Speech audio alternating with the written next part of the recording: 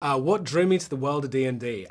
It's that it's a world of imagination. It's a natural place for an actor to be drawn to because it's about just playing improvisation and thinking of the wildest things you could think of, thinking of the most imaginative thing that you could think of. And then what drew me to the movie as a place to do that was that we have this incredible ensemble cast. Between Chris Pine, Michelle Rodriguez, Justice Smith, Sophia Lillis, Hugh Grant, we have some of the most inventive and sharp and intelligent and witty people that you can kind of back and forth these creative ideas and just grow them. It's almost like building a snowball of madness until you got something really fun and funny to give to an audience. What was my experience before the movie had I played the game? I hadn't played the game before the movie except when the entire cast got together to play a game of Dungeons & Dragons together right before we started filming.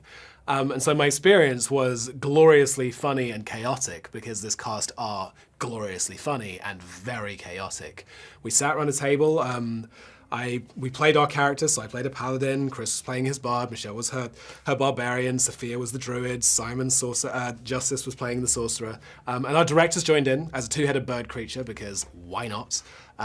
And we just kind of jammed this thing out. We saw how far we could push the characters. We saw how silly the things we could do were, whilst also holding onto real stakes. And we first started feeling the dynamics of how you could pass that between each other and what each cast member brought and in what specific ways each cast member was unpredictable, what they lent into, what they enjoyed, and how you can contribute to that. And so we all just did what actors do. We played together, we made a really playful thing, and then we wanted to share that with our friends, which is you guys in the audience.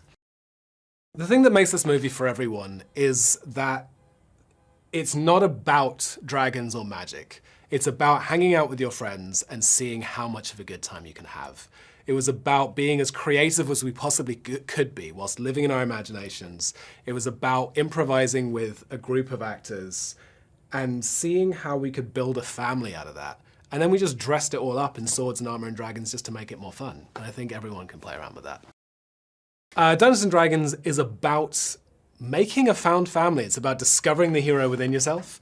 And it's about pushing the limits of your imagination. It's about seeing how much fun you can have in a world where you can do almost anything, but almost nothing goes to plan and you have to figure it out together as a group, as a family, as heroes, all at the same time. My character is a man named Zenk Yendar. He is a prototypical knight in shining armor. He is painfully righteous, he is ridiculously stoic, and he is thoroughly charming. And all of those things together make for both a heroic character and hopefully a very, very funny character, because there is something ridiculous about having a very, very perfect shining armor knight in the group of, quite frankly, improvisational idiots that are the heroes in Dungeons & Dragons, and feeling that and bumbling your way through and finding a sense of family among that, I think is what the real beating heart of the movie is. Because it's a film made for people to be shared.